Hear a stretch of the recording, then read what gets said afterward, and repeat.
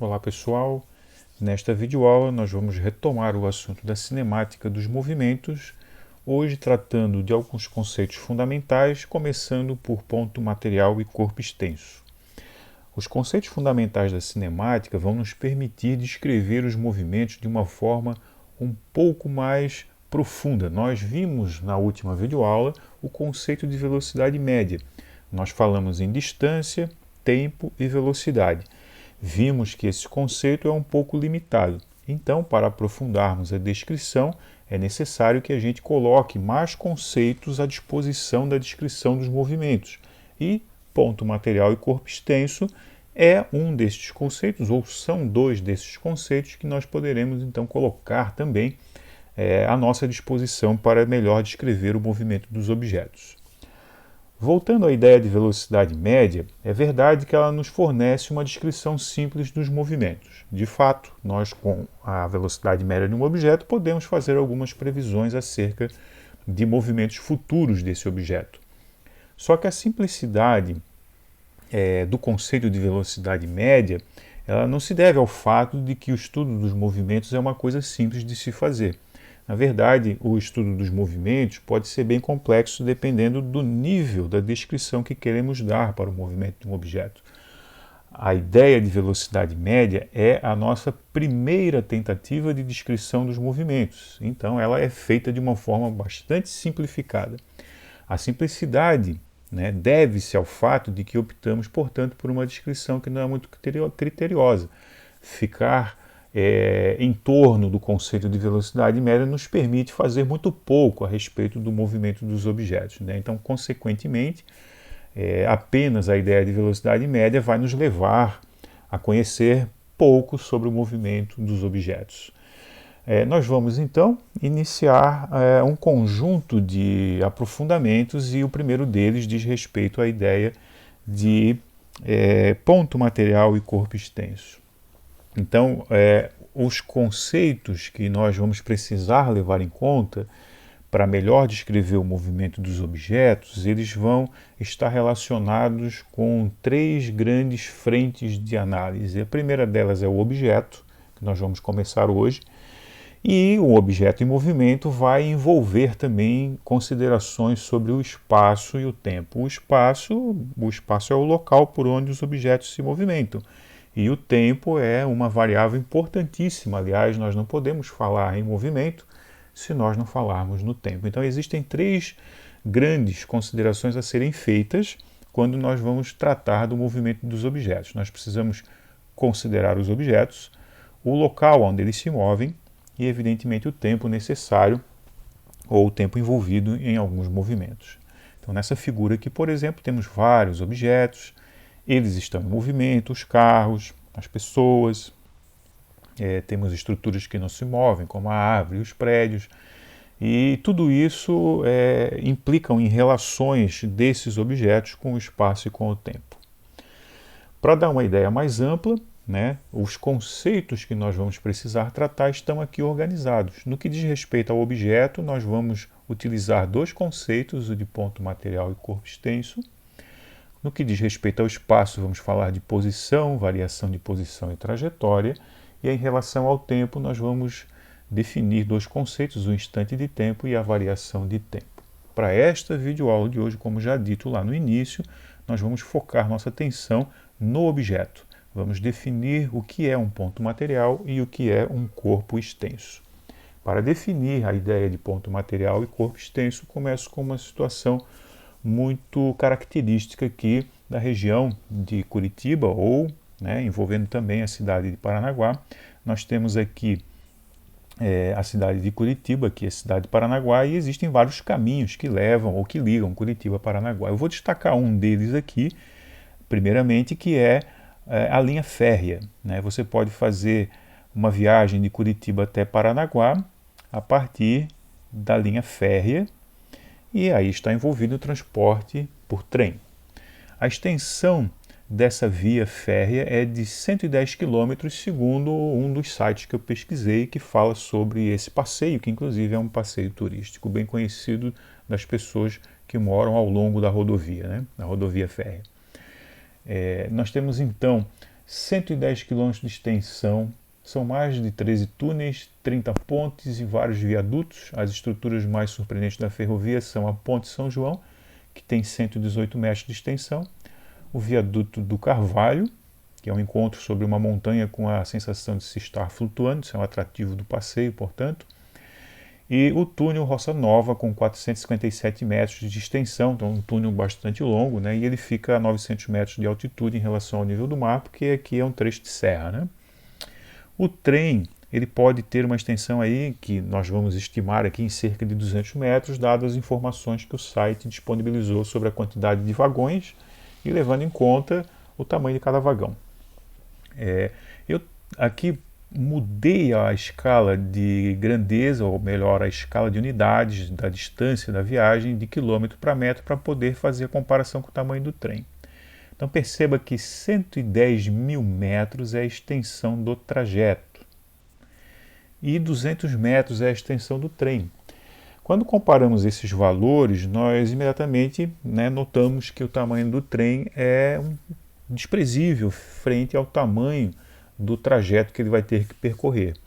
Então veja, nessa condição de estarmos querendo descrever o movimento do trem numa viagem que vai de Curitiba até Paranaguá, o tamanho do trajeto é tão grande que nós podemos desconsiderar o tamanho do trem. Perceba que eu não estou dizendo que o trem é pequeno, nem estou dizendo que o trem é grande. O fato é que, comparado com a extensão do trajeto que vai ser percorrido, aí sim o tamanho do trem é algo que nós não precisamos levar em conta. E nessa situação de nós podermos descartar, desconsiderar o tamanho do trem frente ao tamanho do trajeto, nessa condição o trem é então considerado um ponto material. Se eu quiser desenhar aqui ou representar em cima do trajeto que vai ser percorrido pelo trem, onde está o trem num determinado momento, eu faço um pontinho aqui em cima. Eu não preciso dar detalhes do trem, nem dizer quantos vagões ele tem, porque isso se torna insignificante frente ao tamanho do trajeto. Então, nessas condições em que a gente pode desconsiderar o tamanho do trem, ele é classificado como um ponto material. Nós estamos então descrevendo o deslocamento de um ponto em cima de um trajeto que é a linha férrea de Curitiba até Paranaguá. Agora, se nós compararmos o tamanho do trem com uma das pontes ou um dos túneis, aí nós já vemos que o trem aqui, inclusive, é maior que a ponte e aqui ele cabe dentro do túnel. Mas o túnel é maior que o trem de uma forma que nós não poderíamos dizer que o trem tem um tamanho insignificante. Quando nós fazemos as comparações do tamanho do trem com uma ponte, por exemplo, nós vemos que esses valores, essas medidas não são muito próximas, mas elas são comparáveis. E nessa situação de um trem, quando ele está fazendo a travessia de uma ponte, nós não podemos representá-lo por um ponto. Nós não podemos descartar, desconsiderar que o trem tem um tamanho. E dessa forma, nesse contexto, nós vamos ter que tratar o trem como um corpo extenso, ou seja, um corpo que tem tamanho. Então veja, os objetos, para serem classificados como ponto material ou corpo extenso, eles precisam estar inseridos em um contexto, em um problema que se quer resolver. Uma coisa é você querer descrever o movimento do trem na viagem Curitiba-Paranaguá. Aí ele é um ponto, mas se você quer descrever o movimento do trem durante a travessia de uma ponte, ele não é um ponto, ele é um corpo que tem comprimento, que tem extensão. Então, ser um ponto material ou ser um corpo extenso vai depender não do corpo, vai depender do corpo dentro de um contexto, de uma situação, problema.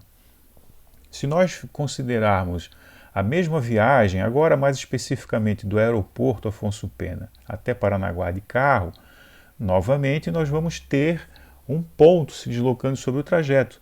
Então, assim, no contexto da cinemática, o que vem a ser um ponto material? É todo objeto que, no contexto do seu movimento, pode, ou nós então iremos desconsiderar, podemos desconsiderar as suas dimensões. Não quer dizer que o objeto seja grande ou pequeno, não é isso que está em discussão.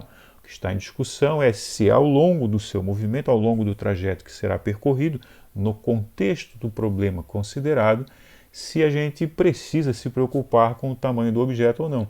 Então, em se tratando de um ponto material, o contexto do movimento do objeto é tal que a gente vai desconsiderar as suas dimensões.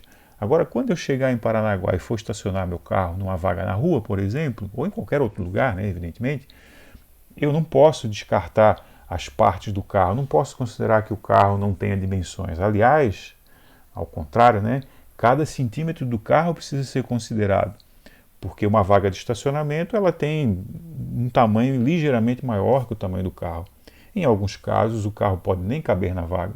E vale o mesmo quando eu estou estacionando um carro numa garagem. Eu preciso ter todos os detalhes das dimensões do carro, a largura, a altura, o comprimento, se vai dar para abrir a porta, se não vai. Então, nesse contexto, né, o carro tem um tamanho que eu não posso negligenciar, não posso ignorar essas dimensões.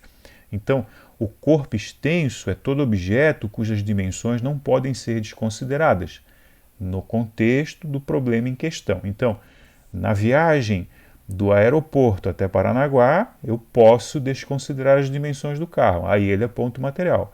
Agora, estacionando o carro numa vaga de trânsito, por exemplo, eu não posso desconsiderar as dimensões do carro, então aí ele é um corpo extenso. Então, para reforçar, ser ponto material ou ser corpo extenso é algo que não depende só do objeto. Depende também do contexto do problema em que nós estamos tratando o objeto. Então, para essa videoaula, fica aí então definido o que vem a ser um ponto material, o que vem a ser corpo extenso e quando que eu posso considerar que um objeto é um ponto material e quando que eu posso considerar que um objeto é um corpo extenso. A gente poderia colocar como mais um exemplo a situação da Terra. A Terra, em sua trajetória em torno do Sol, é um pontinho se deslocando no espaço. Embora a Terra seja imensa, né, para as considerações diárias que nós temos a respeito dela, quando ela está girando em torno do Sol, nesse contexto, nesse problema, a Terra, as dimensões dela são totalmente desconsideráveis. Não precisa levar em conta o tamanho da Terra, quanto é que mede a distância do raio dela, ou a medida do Equador. Isso tudo é descartado, porque a Terra é muito pequenininha, vista no seu movimento em torno do Sol. Agora, se a gente vai considerar o movimento diário de rotação da Terra, tanto é que nós levamos aí várias horas, né, desde que o Sol nasce até quando o Sol se põe. Bom, nesse movimento de rotação em torno do próprio eixo, a Terra já é bem grande, aí o tamanho dela não pode ser desconsiderado. Então veja, mais uma vez reforçando, né, o que vai definir se um objeto é ponto material ou corpo extenso, na verdade é o contexto do problema que nós estivermos considerando. Então, o objeto inserido num determinado problema é isso que vai caracterizá-lo como um corpo material, um ponto material ou um corpo extenso. Então é isso. Até mais.